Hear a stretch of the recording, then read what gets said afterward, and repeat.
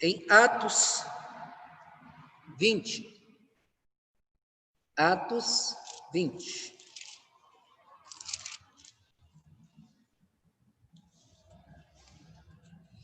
Nós vamos ler apenas o versículo 7 ao 12, mas meditaremos em todo o capítulo.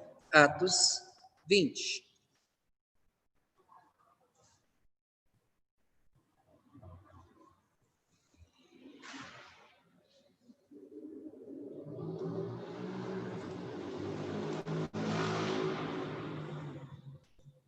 Eu lerei, os irmãos, acompanhem a partir do verso 7 até o 12. No primeiro dia da semana, estando nós reunidos com o fim de partir o pão, Paulo, que devia seguir viagem no dia imediato, exortava-os e prolongou-se o discurso até a meia-noite. Havia muitas lâmpadas do cenáculo onde estávamos reunidos. Um jovem chamado Eutico, que estava sentado numa janela, adormeceu profundamente durante o prolongado discurso de Paulo. Vencido pelo sono, caiu do terceiro andar abaixo e foi levantado morto. Descendo, porém, Paulo inclinou-se sobre ele e, abraçando-o, disse: Não vos perturbeis, que a vida está nele.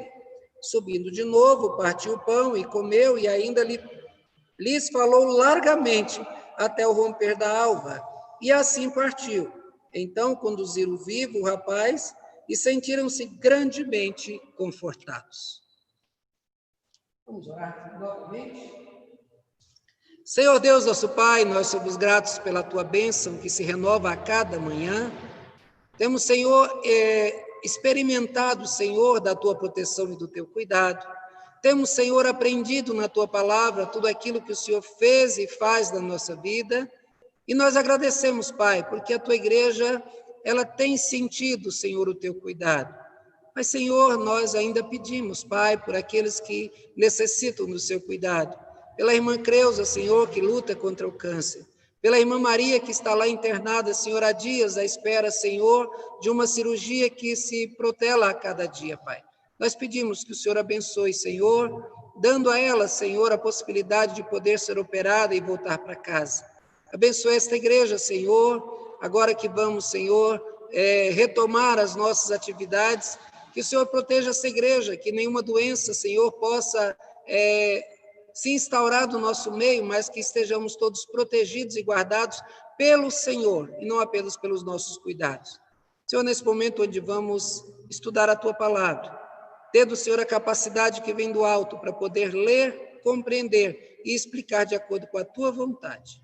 Nós oramos, Senhor, em nome de Jesus. Amém. Meus irmãos, quando nós queremos alguma coisa, nós temos pressa, não é assim? Queremos, eu sou muito tranquilo, né? Eu preciso falar que sou muito tranquilo, muito calmo para fazer as coisas, né?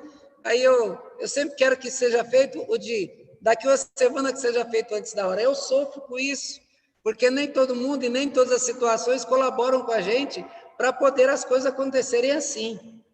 Mas, irmãos, nós gostamos que as coisas aconteçam primeiro para a gente. Não é assim quando você está lá esperando o atendimento médico, chama todo mundo, mas você fica, agora sou eu. Não, é outro, agora é o outro. E acaba que o outro é chamado e você fica de lado. A gente gosta do primeiro. Veja, quando você está lá, e a pessoa que você ama, o seu filho amado, o marido, está lá cortando o bolo do aniversário que você fez para ele, o que você espera?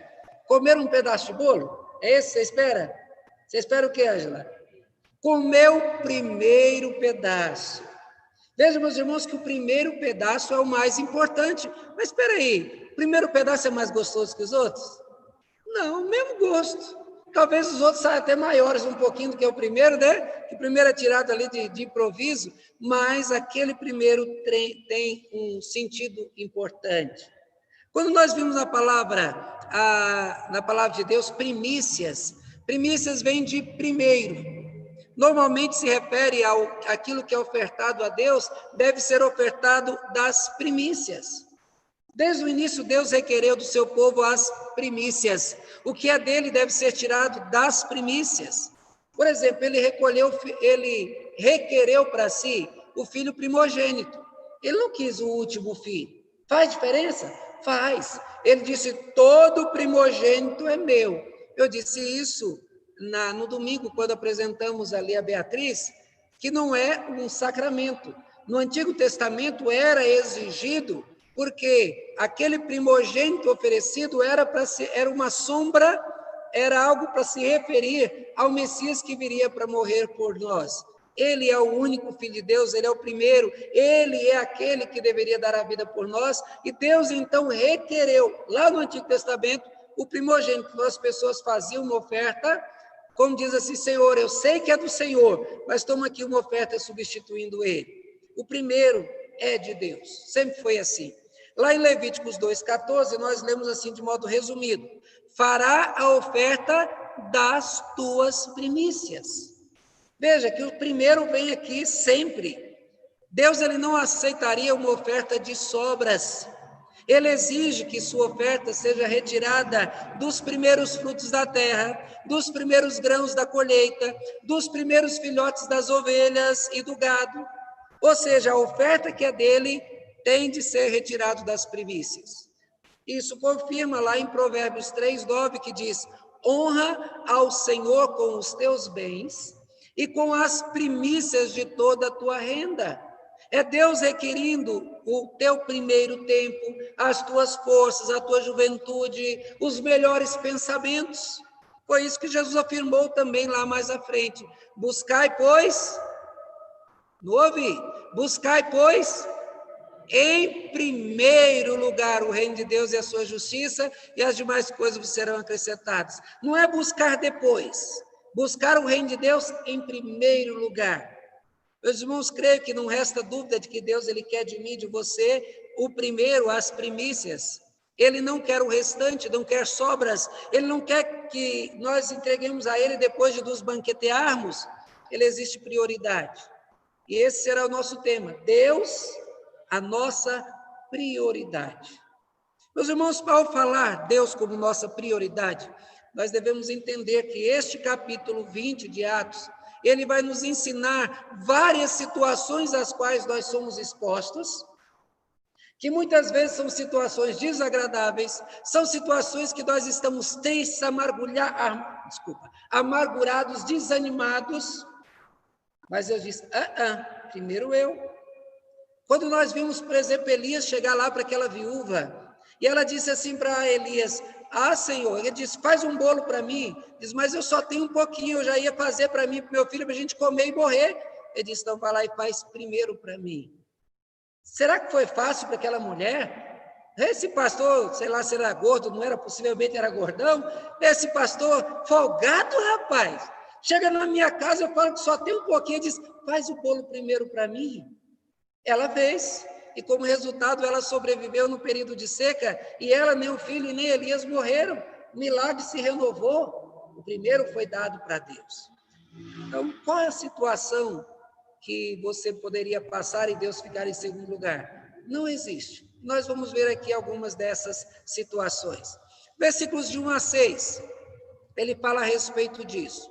Diz que Paulo ia viajar para certa situação, para certo lugar, e aí então ele ficou sabendo que os judeus tinham armado ciladas para ele, e eles queriam matar a Paulo. E Paulo então, o que ele fez quando ele ficou sabendo dessa nova perseguição? Ele se escondeu? Foi para casa e trancou as portas? Não. Ele pegou, então mudou, já que eles querem me pegar lá no porto, pois eu vou a pé por esse outro caminho, e continuou fazendo a obra como se nada tivesse acontecido. A lição que fica desses versículos de 1 a 6 é que perseguições não terão prioridade. Bota isso na cabeça, não importa o quanto estão te perseguindo, o trabalho de Deus, ele sempre vai ter prioridade. Não importa se os irmãos falaram ou fizeram qualquer coisa que te deixou desanimado, que os irmãos fizeram alguma coisa, te perseguiram, o trabalho de Deus tem prioridade. Não pode ser deixado em segundo plano. Não são os teus sentimentos que são mais importantes. O importante é a obra de Deus, é o trabalho de Deus. Mas eu estou magoado. Continue o trabalho, deixe que Deus cure essa mágoa. Meus irmãos, eu creio que nenhum de nós saiba o que é ser perseguido. Nenhum de nós. Na maioria das vezes, o que acontece conosco é o irmão que fica sempre olhando para a gente e fala da roupa, e fala do cabelo, e fala do óculos, e fala disso, e fala daquilo.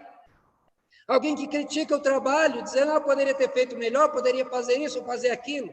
Mas perseguição nós não conhecemos.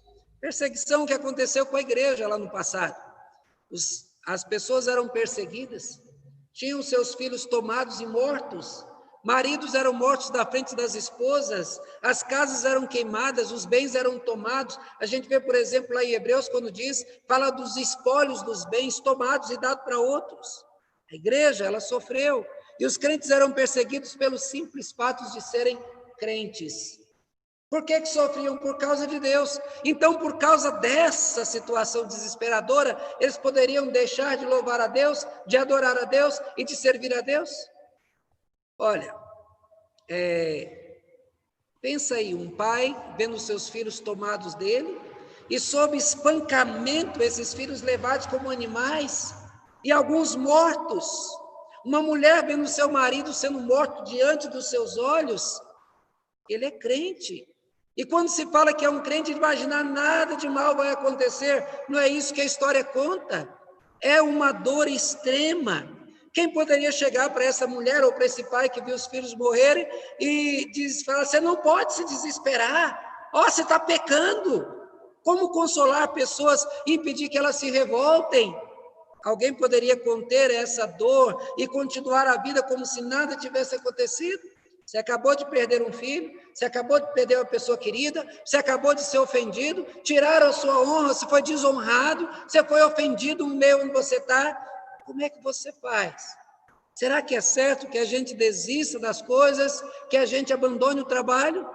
Os versos iniciais desse capítulo mostram Paulo fazendo os planos de viagem. Ele queria continuar trabalhando, nós vimos isso no estudo passado. Mas as coisas não deram certo como ele imaginava. Os judeus novamente armaram uma cilada para Paulo. Eles o perseguiam o tempo todo. Já o prenderam, apedrejaram, surraram, ofenderam, atrapalharam o seu trabalho. Fizeram tudo para matar Paulo, como nessa situação que lemos aí no texto. E diz que ele, tendo havido uma conspiração por parte dos judeus contra ele, quando estava para embarcar rumo à Síria, determinou voltar pela Macedônia. Veja, Paulo, ele nos deixou um excelente exemplo. Ele não parou a obra quando ele foi perseguido. Quando lá em Listra e Icônio, em duas outras cidades, eram próximas, ele foi apedrejado. E as pessoas que o apedrejaram, quando chegou lá, levantou o braço. Chegou, pegou e está morto. Larga esse trem aí, está morto, vamos embora. Os seus discípulos chegaram lá e constataram que ele não estava morto. Então, deve ter jogado água na cara dele, deve ter mexido com ele, e ele se levantou. O que você faria, Domingos, numa situação dessa? A gente vai lá assim, gente, pelo amor de Deus, vamos dar uma paradinha aí, vamos dar uma respirada, me leve para casa, deixa eu tomar um banho, tirar esse sangue, deixa eu fazer alguma coisa, recuperar. Sabe o que Paulo fez? Ele levantou, entrou na cidade de novo e voltou a pregar o evangelho. Olha que ele sabia que as perseguições que ele sofria não eram mais importantes do que a obra de Deus. A dor que ele sofria naquele momento não era mais importante. Você já viu isso? Ai, meu Deus, minha cabeça está explodindo, eu não vou para a igreja. Mas eu estou sentindo tão mal, eu não vou para a igreja. Não, mas eu vou assim mesmo. Quando você chega, alguém pergunta, como é que você está? Diz, eu estava sentindo a dor, até esqueci da dor. Passa. A gente tem que aprender a não colocar os problemas que nós estamos passando na frente do culto que pertence a Deus. Nessa situação, nós vemos a mesma reação de Paulo. Os judeus armaram a cilada, queriam matar, e ele, em vez de ir para o lugar de Deus, já que Deus não quer que eu vou para esse lugar, já que aqui tem risco, eu vou para o outro. E ele, então, continuou o trabalho. Meus irmãos, essa foi a nossa primeira lição. As perseguições que sofremos nunca devem ser motivo de desistência do serviço que prestamos a Deus. Não importa o quanto nos persigam e as formas que usem para nos fazer sofrer, nos desanimar e nos ofender. Por pior que sejam as situações, não devemos parar. No máximo, fazer como Paulo, mudar de direção, continuar firme no propósito de glorificar a Deus sem desistir dele. Mas o texto ele nos dá uma nova lição, que é do texto que nós acabamos de ler, do versículo 7 até o versículo 12. E ele vai nos ensinar que tragédias pessoais também não têm prioridade diante de Deus. Mas eu sofri tanto, o teu sofrimento não é maior do que Deus. A gente tem que entender isso. O que nós sentimos não é maior do que Deus na nossa vida. Nós temos que aprender que nós não estamos sentados na cadeira do trono. Deus está. Nós estamos ali ao redor, mas Ele é o centro. Nós conhecemos muitas histórias tristes. Pessoas que perderam familiares vários num só dia, acidentes onde morreram a família inteira no carro, ou coisas extraordinárias que aconteceram. Pessoas que eram bem-sucedidas e que ficaram miseráveis de um piscar de olhos. Pessoas que tinham uma situação social invejável e, de repente, ele agora se envergonha de aparecer em público. Tragédias pessoais são marcantes, provocam tristezas do corpo e na alma. É difícil pensar em Deus e ter a alegria de glorificar o seu nome numa situação de perda como essas que nós acabamos de dizer. Meus irmãos, o que dizer sobre momento de morte?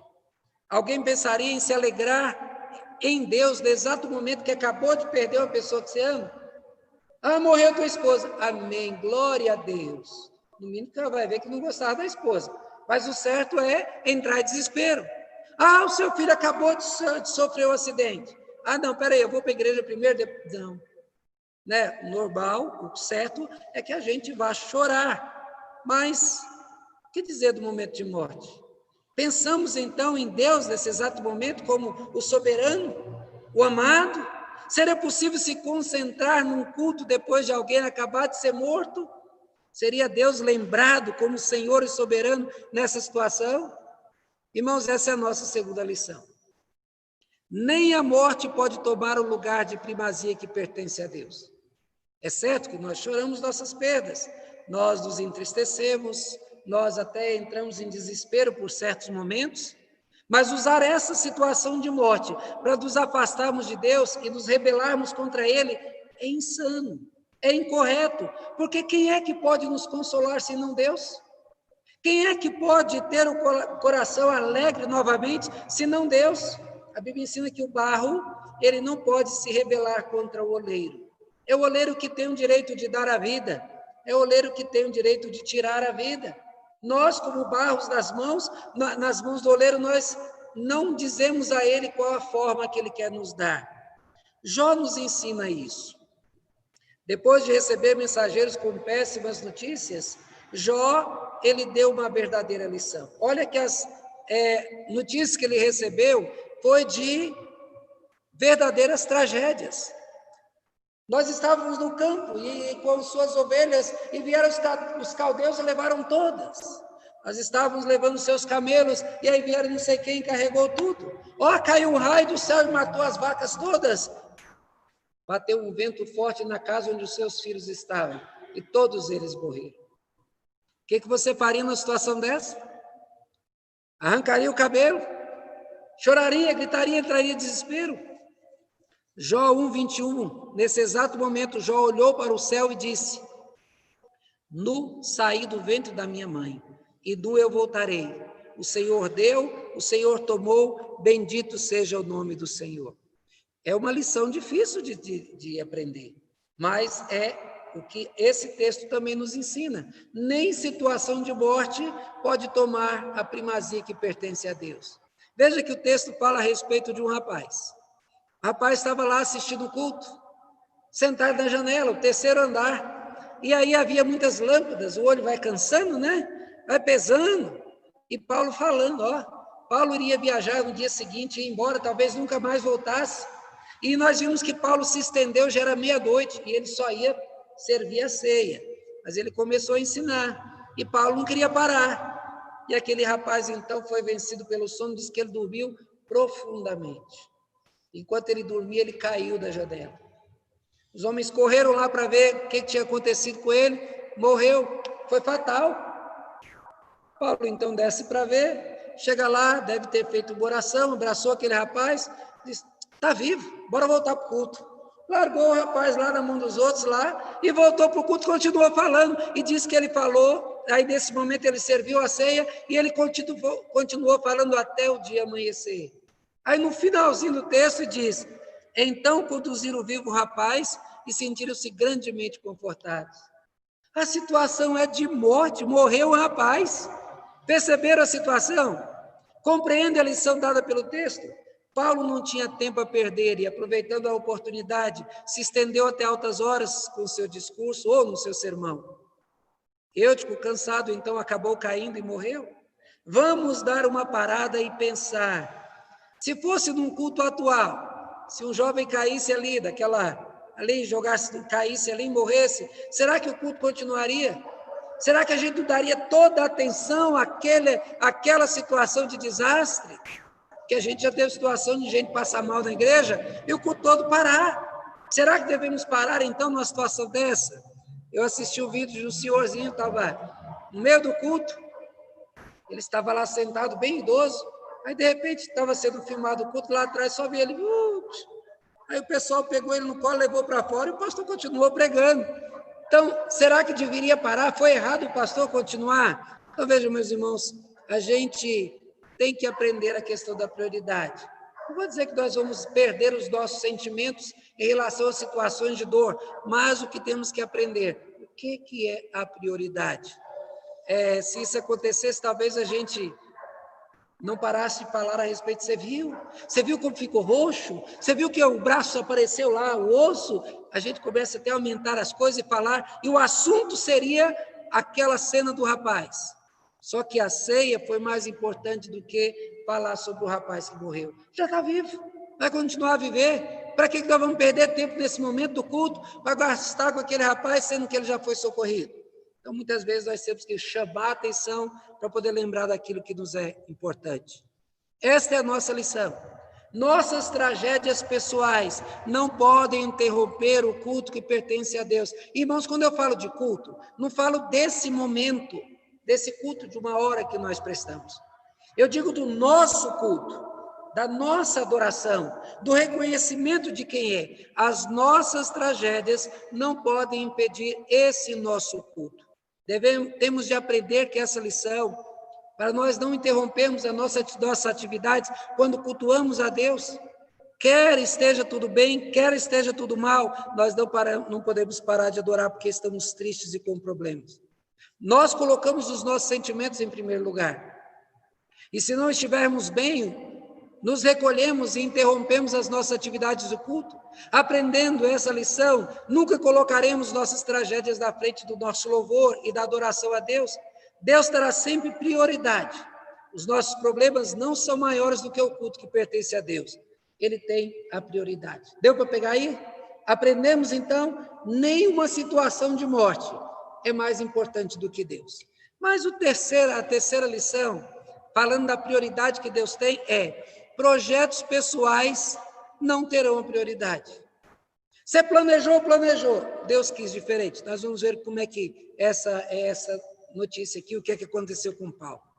Provérbios 16, 1. Alguém encontra aí para podermos ler? Provérbios 16, 1.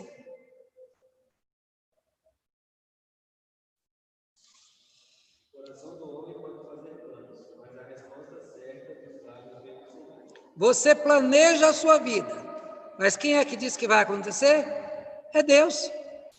Você pode planejar aí, mas se Deus não quiser, não vai acontecer.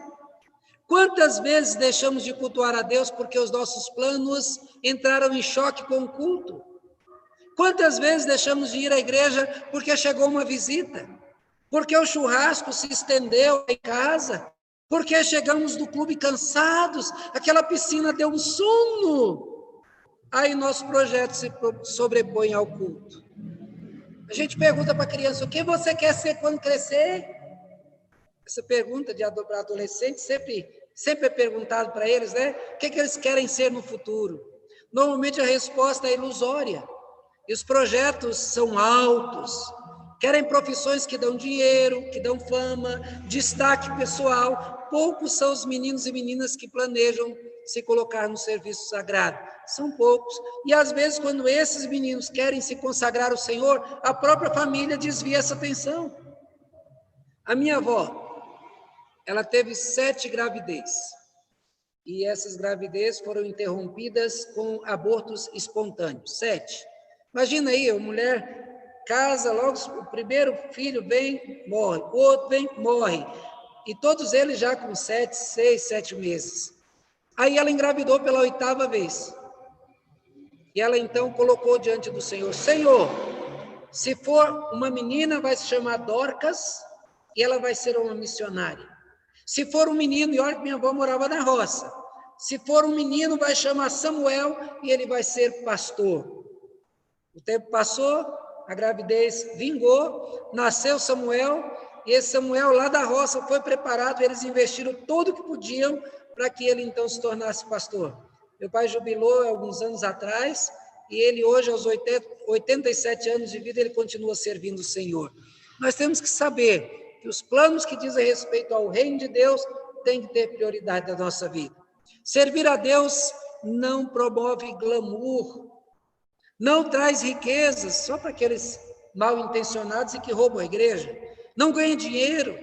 Será que a nossa vida somente teria sentido se tivéssemos essas coisas, fama, poder e dinheiro?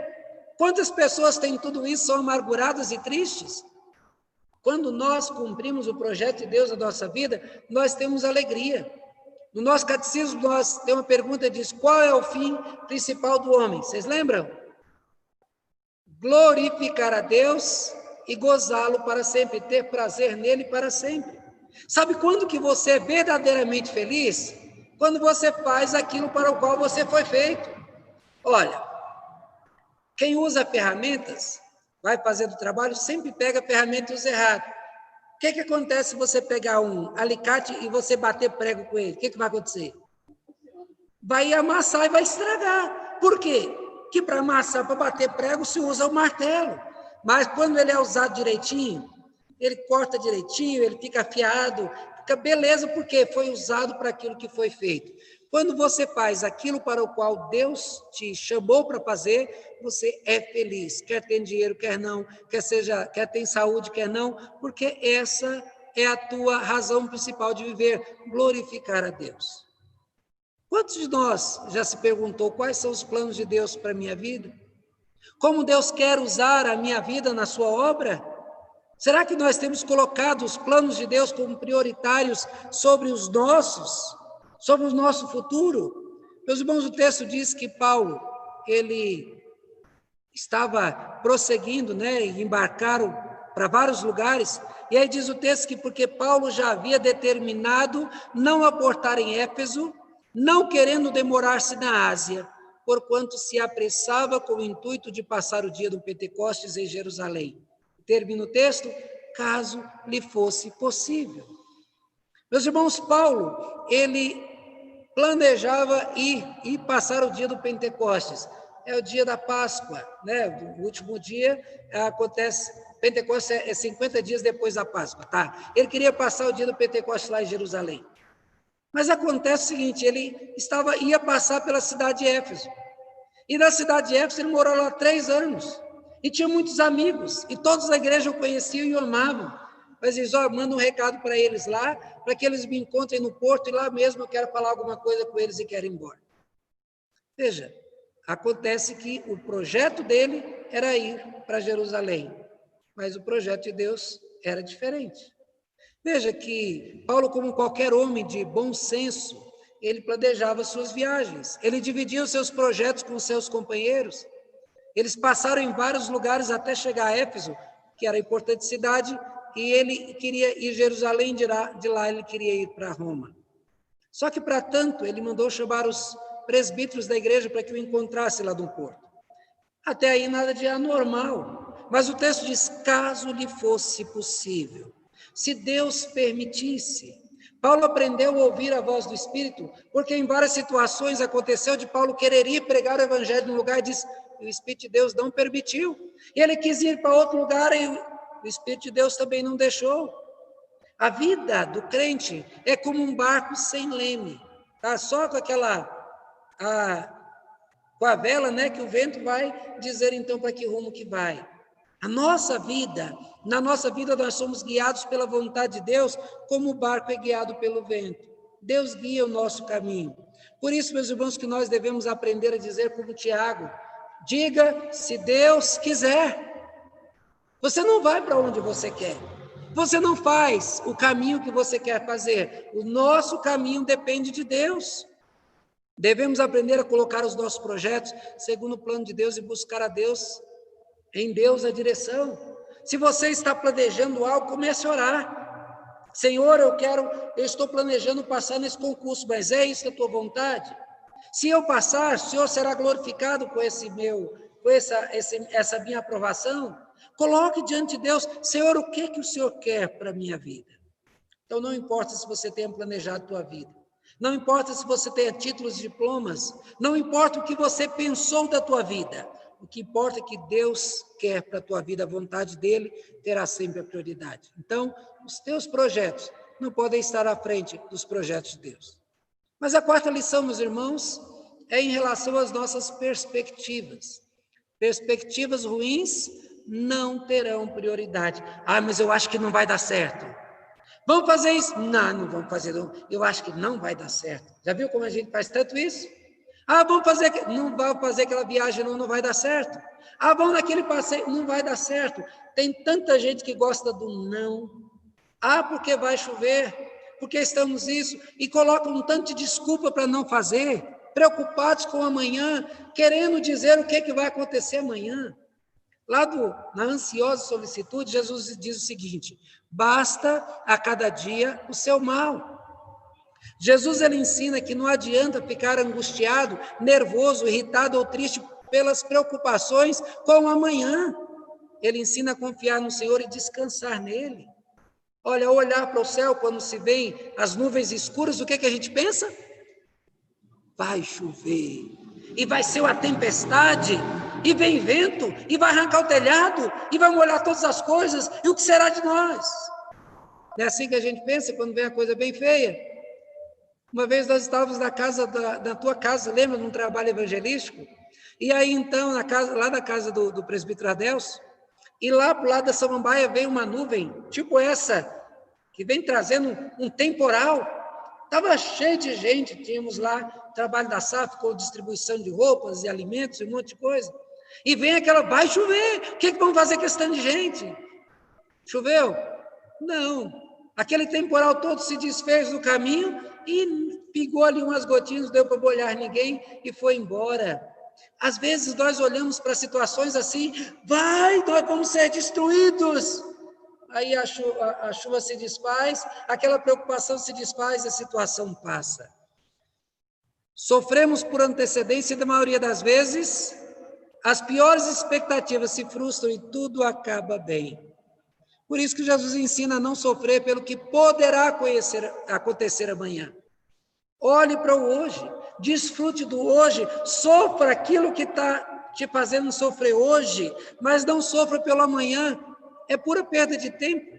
Aprenda a confiar em Deus. Amanhã, basta a cada dia o seu mal. Ah, mas amanhã não vou ter o que comer, você tem hoje? Então vai trabalhar, vamos ver o que vai ter amanhã, mas não sofra pelo amanhã. Quantas vezes deixamos de fazer algo positivo para a igreja porque uma perspectiva ruim tomou conta de nós? Quantas vezes colocamos fim em projetos importantes porque inculcamos na nossa mente que não vai dar certo? Paulo não tinha apenas uma perspectiva ruim, ele tinha certeza de que algo muito ruim lhe aconteceria.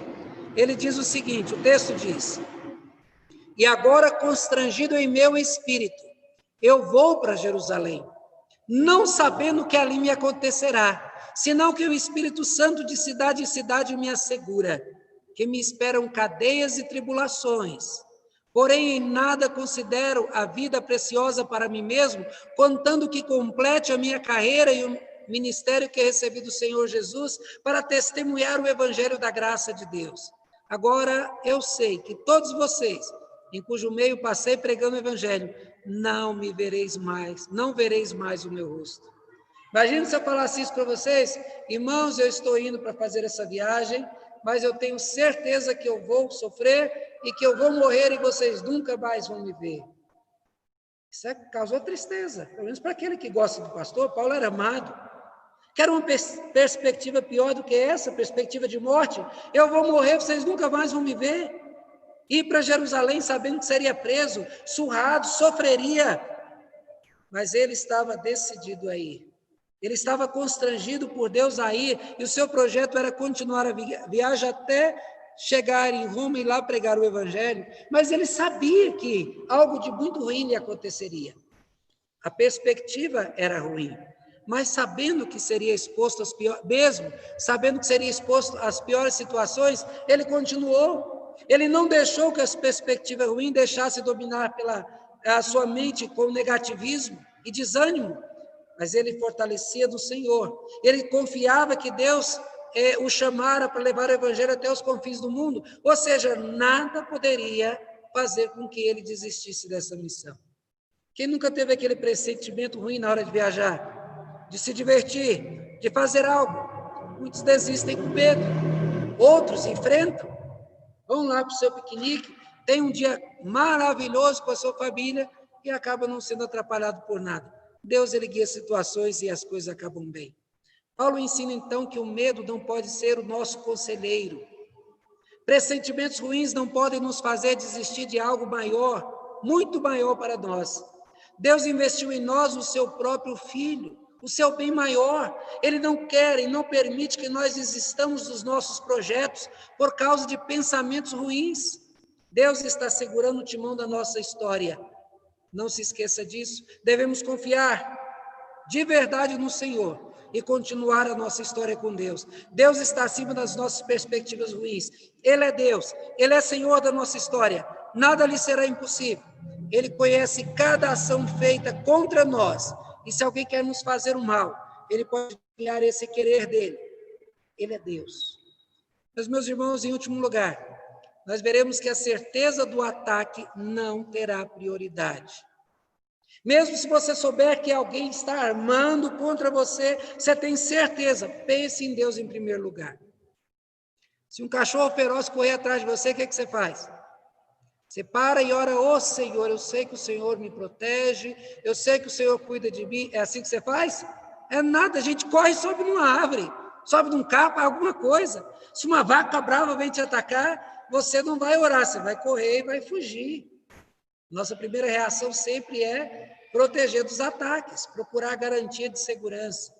Em muitas situações as pessoas terão de agir com presteza, mas nunca poderão se esquecer de que, por mais que se esforcem, sem a ajuda divina, todo o esforço humano para se proteger, ele é inútil.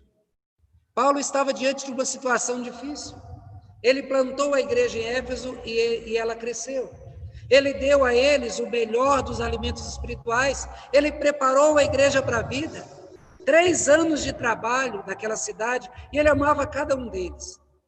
Ele não queria que aproveitadores viessem e destruíssem algo que lhe custou tanto trabalho, tanto esforço. Ele fez um discurso longo que aqui nós vamos dividir. Em primeiro lugar, nós veremos que no seu discurso, Paulo começou lembrando a eles a sua fidelidade durante o tempo que esteve com eles. Ele disse: vós bem sabeis como foi que me conduzi entre vós em todo o tempo, desde o primeiro dia em que entrei na Ásia, servindo ao Senhor com toda a humildade, lágrimas e provações que pelas ciladas dos judeus me sobrevieram, jamais deixando de vos anunciar coisa alguma proveitosa e de vou-la ensinar publicamente, e também de casa em casa, testificando tanto a judeus como a gregos o arrependimento para com Deus e a fé do nosso Senhor Jesus Cristo. Paulo começou falando da sua fidelidade, não com fins egoístas. Ele está vendo? Eu sou melhor do que os outros. Ele lembrou o seu modo de agir entre eles para servir de comparação com os outros que viriam depois dele. Como o modo fiel dele estaria mostrando para ele, ensinando como eles deveriam esperar que um pastor agisse. Outros viriam.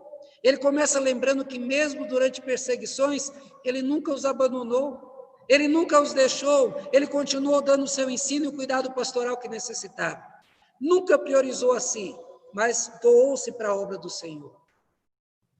Depois ele cobra a resposta sábia e responsável de cada crente daquela igreja, mostrando que após receber a verdadeira palavra de Deus, cabia a eles colocar em prática.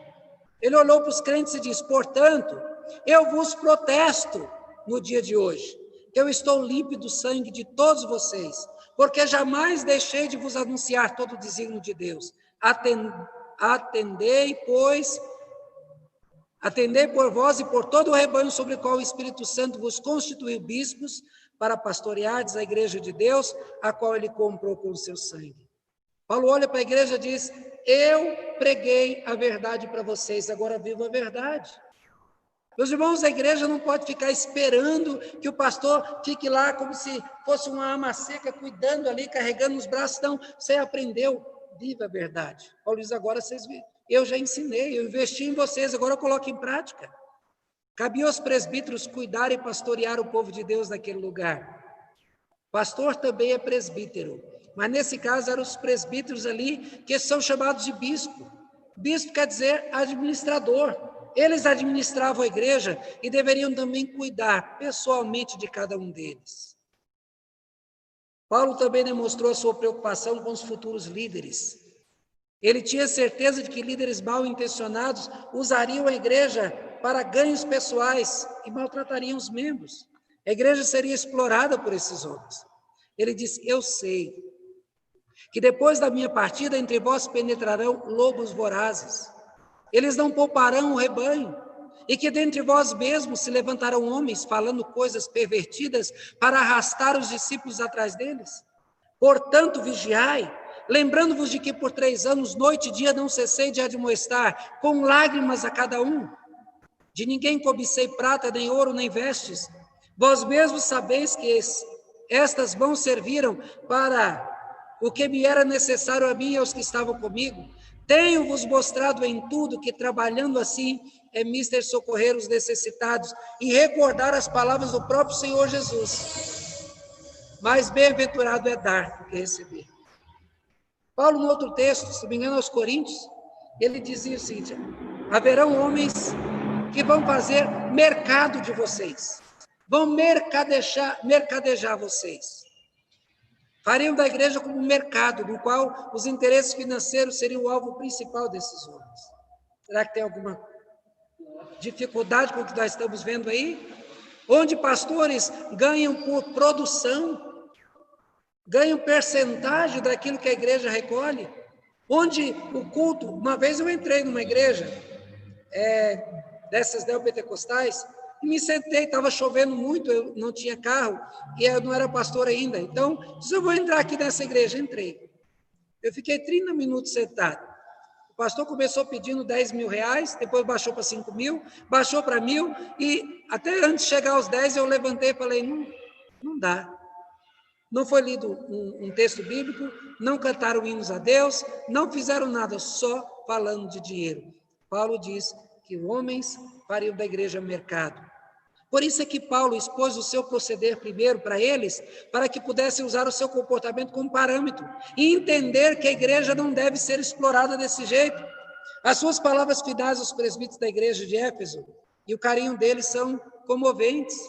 O texto diz: agora, pois, encomendo-vos ao Senhor e à palavra da graça, que tem poder para vos edificar e dar herança entre todos os que são santificados. Tendo dito essas coisas, ajoelharam-se, orou com todos eles. Então houve grande pranto entre todos, e abraçando afetuosamente a Paulo, beijavam, entristecidos especialmente pela palavra que ele dissera, que não mais veriam o seu rosto, e o acompanharam até o navio. Meus irmãos, Paulo ainda viveu bastante depois dessa situação, mas Paulo nunca mais viu nenhum daqueles homens. O homem que se doou como servo do Deus Altíssimo, deu a sua vida a Cristo, ofereceu Cristo a eles, nunca os explorou. Agora os vê pela última vez. Paulo deu o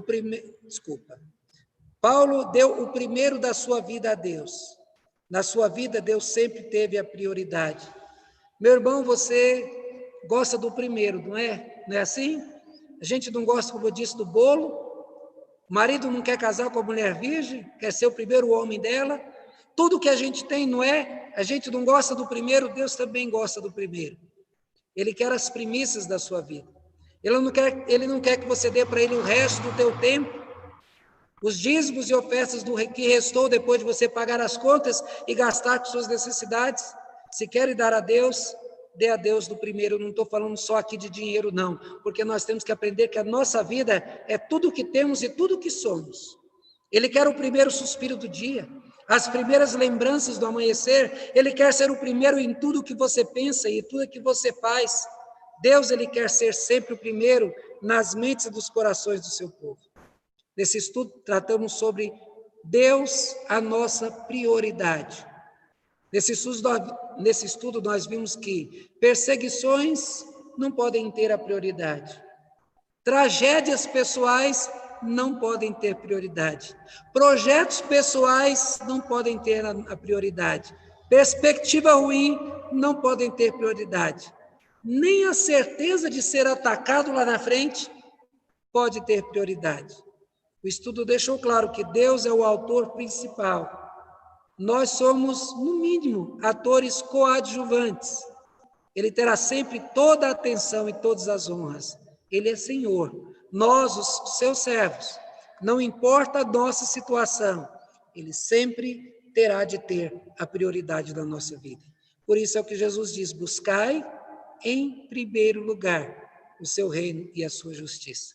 Que nós possamos aprender a colocar Deus na frente. O problema da igreja, meu, teu, nosso, que nós colocamos as nossas coisas, os nossos sentimentos, a nossa vontade em primeiro lugar. Aí nós erramos. Se colocamos Deus em primeiro, a gente acerta. Amém?